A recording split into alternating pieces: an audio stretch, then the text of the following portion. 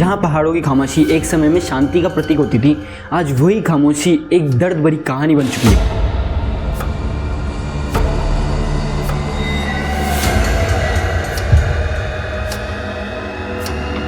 उत्तराखंड, जिसे लोग धरती पर स्वर्ग और देवभूमि के नाम से जानते हैं, आज वहीं के गांव खाली पड़ चुके हैं। अब यहाँ पे का यहाँ पे तो कुछ है नहीं, दारी होंगे।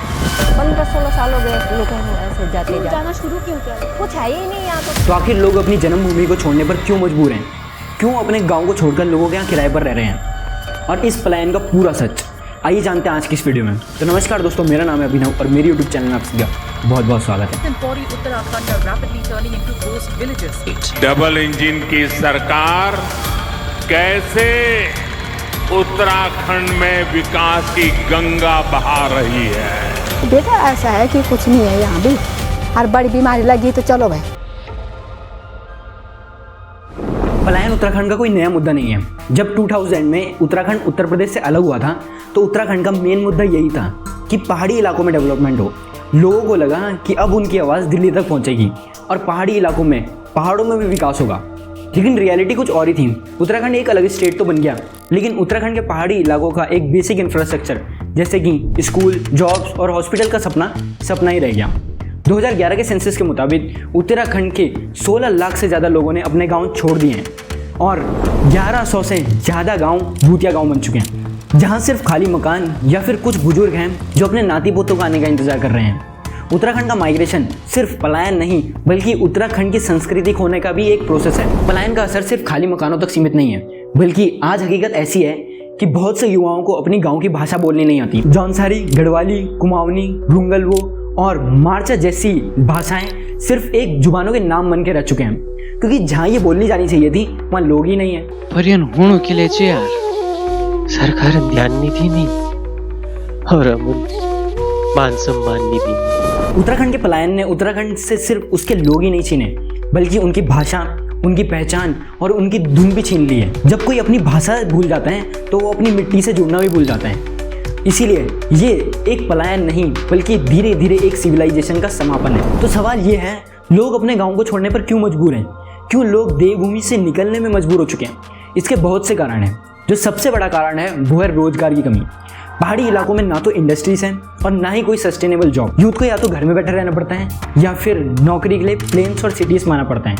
और जब घर में कोई कमाने वाला नहीं होता तो पूरी फैमिली को भी सिटीज़ में शिफ्ट होना पड़ता है। दूसरी जो सबसे बड़ी प्रॉब्लम है वो है एजुकेशन और हेल्थ केयर फैसिलिटीज़ का ना होना। उत्तराखंड के पहाड़ों के ये हाल है कि वहाँ पर स्कूल्स तो हैं लेकिन वहाँ पर टीचर्स नहीं हैं, और हेल्थ केयर फैसिलिटीज़ के नाम पर डिस्पेंसरी तो है लेकिन वहाँ पर डॉक्टर महीनों महीनों तक नहीं आते हैं। ये तो वही बात हो गई कि मंदिर बना दिए लेकिन मंदिर में भगवान नहीं है। उत्तराखंड के गांव में एक छोटी सी बीमारी भी कभी कभी मौत का कारण बन जाती है। उत्तराखंड के पलायन का तीसरा जो सबसे बड़ा कारण है वह रोड और कम्युनिकेशन का ना होना। उत्तराखंड के आज भी कई गांव ऐसे हैं जहां तक रोड नहीं पहुंची है, और बारिश और स्नोफॉल के टाइम तो ये गांव दुनिया से जैसे कट ही जाते हैं। और मोबाइल सिग्नल्स और इंटरनेट की बात तो आप छोड़ ही दीजिए ना। इसके बाद भी अगर ये सब कम पड़ जाए तो प्रकृति तो अपना रूप दिखाती ही है, और उत्तराखंड के लोगों की, गांव के लोगों को और ज़्यादा दिक्कतों का सामना करना पड़ता है। जहां प्रकृति एक समय में इंसानों के साथ एक थी, वहीं आज प्रकृति इंसानों के लिए एक सबसे बड़ी चुनौती बन चुकी है। नेचुरल डिजास्टर्स जैसे लैंडस्लाइड हो गई, बाढ़ आ जाती है और कभी कभी तो जंगलों में आग लग जाती है। ये सबसे बड़ा प्रॉब्लम है उत्तराखंड के गाँव का। Uttarakhand also witnesses frequent and fierce forest fires. तो आप खुद ही सोचिए, कोई भी इतनी दिक्कतों के साथ क्यों रहना चाहेगा?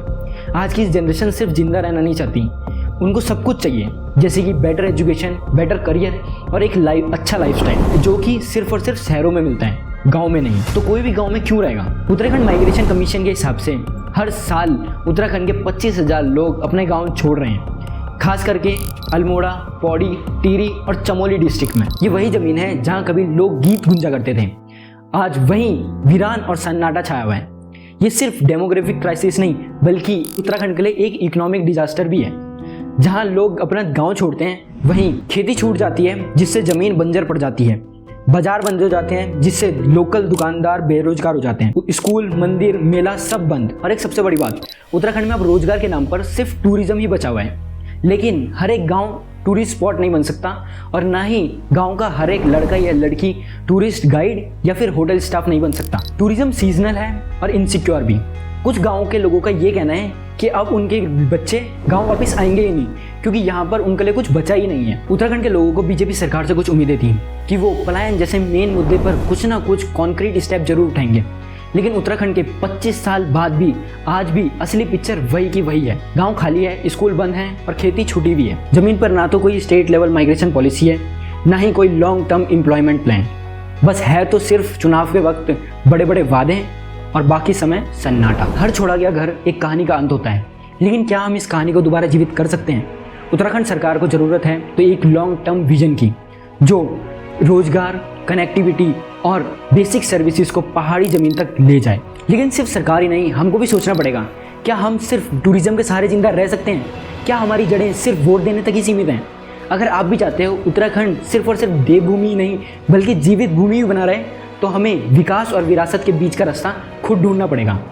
अगर आप भी उत्तराखंड की संस्कृति को बचाना चाहते हैं तो इस वीडियो के नीचे कमेंट जरूर करिएगा। तो दोस्तों, आज की वीडियो के लिए बस इतना ही। अगर आप लोगों को मेरी वीडियो पसंद आई हो तो इस चैनल को सब्सक्राइब जरूर करिएगा। मैं मिलता हूँ आपसे ऐसी किसी नई वीडियो में ऐसी किसी नए टॉपिक के साथ। तब तक के लिए अपना बहुत बहुत ख्याल रखिएगा। बहुत बहुत धन्यवाद। जय हिंद, जय भारत, जय उत्तराखंड।